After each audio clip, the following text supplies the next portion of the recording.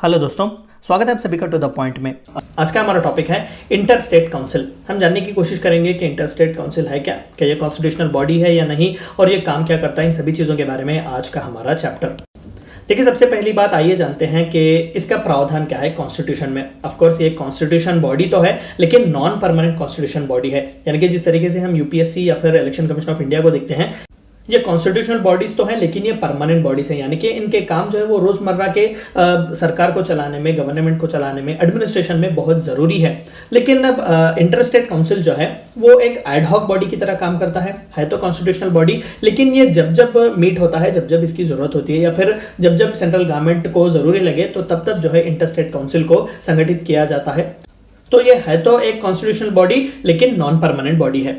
Article 263 of the constitution provides for the establishment of inter state council. तो आप याद रखिएगा कि बहुत इंपॉर्टेंट है आर्टिकल 263। तो इंटर स्टेट काउंसिल का एस्टैब्लिशमेंट करने के लिए कॉन्स्टिट्यूशन में ही प्रावधान दिया गया है, article 263। It was set up on recommendation of सरकार या commission by presidential order in 1990 में एक प्रेसिडेंशियल ऑर्डर के तहत सरकार या कमीशन बहुत ही इंपॉर्टेंट है। 1988 में इन्होंने अपने रिकमेंडेशंस जो है वो दिए हुए थे इंटर स्टेट रिलेशंस को लेकर, सेंटर स्टेट रिलेशंस को लेकर। तो सरकारी कमीशन बहुत इंपॉर्टेंट है, हम फिर कभी दूसरे वीडियो में इसके बारे में बात करेंगे। तो सरकारी कमीशन के रिकमेंडेशंस पर आर्टिकल 263 के तहत जो है एक इंटर स्टेट काउंसिल बनाया गया।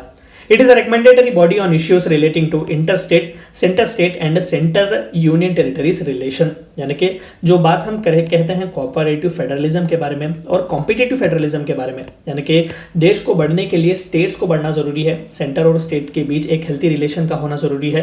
तो ये इंटर स्टेट काउंसिल जो है वो उसी एक स्टेट से दूसरे स्टेट के बीच अच्छे हेल्थी रिलेशंस रखने के लिए, सेंटर और स्टेट्स के बीच, या फिर सेंटर और यूनियन टेरिटरीज के बीच, या फिर स्टेट्स या फिर यूनियन टेरिटरीज के बीच एक हेल्थी कंपटीशन हो, एक हेल्थी कोऑपरेशन हो, ताकि इंडिया की ग्रोथ हो। इस तरीके के एक विजन को, मिशन को लेकर आगे जाता है inter state council.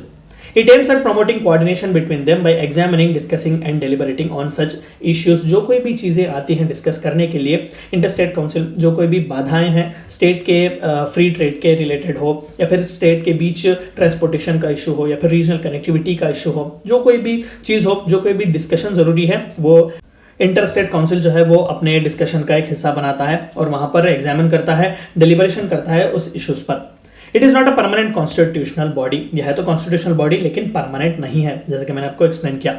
It can be established at any time if it appears to the president that public interest would be served by its establishment. जब कभी भी प्रेसिडेंट को जरूरत लगे कि yes we need to set up an inter state council, तो he can establish that. Of course यहाँ पर भी कैबिनेट का बहुत ही इंपॉर्टेंट रोल होगा, क्योंकि उन्हीं के एडवाइस पर प्रेसिडेंट जो है इंटर स्टेट काउंसिल का संगठित करेंगे।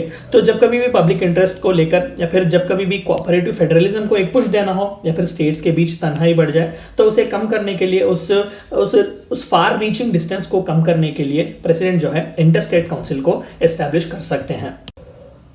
ऑर्गेनाइजेशन स्ट्रक्चर इंक्लूड्स, यानी कि इंटर स्टेट काउंसिल, हमने ये तो कहा कि एक प्लेटफॉर्म की तरह काम करता है, लेकिन इसके मेंबर्स कौन है, इसका स्ट्रक्चर जो है वो किस तरीके से होता है। Prime minister as the chairman. जाहिर सी बात है कि कंट्री पूरी जो है वो प्राइम मिनिस्टर की लीडरशिप में चलती है, तो of course inter state council के चेयरमैन जो है वो प्राइम मिनिस्टर हैं। Chief ministers of all states, पूरे स्टेट्स जितने भी हैं उन सभी के चीफ मिनिस्टर्स इस इंटर स्टेट काउंसिल के मेंबर होते हैं। Chief ministers of union territories having legislative assemblies, यानी कि दिल्ली और पुदुचेरी, जहां पर हम ये है तो यूनियन टेरिटरीज, लेकिन यहाँ पर लेजिस्लेचर्स हैं उनके, यानी कि वहाँ पर एमएलएस वगैरह भी होते हैं। डायरेक्ट सेंट्रल का कंट्रोल वहाँ पर भले ही थ्रू लेफ्टिनेंट गवर्नर्स या फिर एडमिनिस्ट्रेटर्स हों, लेकिन वहाँ पर भी लेजिस्लेटिव असेंबलीज जो है वो फुली फंक्शनल करते हैं, तो वहाँ के चीफ मिनिस्टर्स भी होंगे। Administrators of union territories not having legislative assemblies, यानी कि अंडमान निकोबार, लक्षद्वीप जैसे यूनियन टेरिटरीज जहाँ पर लेजिस्लेचर्स नहीं है, वहाँ के एडमिनिस्ट्रेटर्स भी इंटर स्टेट काउंसिल का हिस्सा हैं। 6 central cabinet ministers including the home minister to be nominated by prime minister. तो होम मिनिस्टर ऑफ कोर्स तो एक्स ऑफिशियो मेंबर की तरह होंगे ही, लेकिन बाकी के 5 जो सेंट्रल कैबिनेट मिनिस्टर्स होंगे, प्राइम मिनिस्टर किसी को भी जो है वो नॉमिनेट कर सकते हैं। डिफेंस हो सकता है, कॉर्पोरेट मिनिस्ट्री हो सकता है, लेबर मिनिस्टर हो सकते हैं, कोई भी हो सकते हैं। तो प्राइम मिनिस्टर के पास ये अथॉरिटी दी गई है कि वो अपने मेंबर्स को जो है अनाउंस कर सके या फिर नॉमिनेट कर सके। तो ये थी चंद बातें आपको जाननी थी इंटर स्टेट काउंसिल के बारे में। Thank you for watching my video.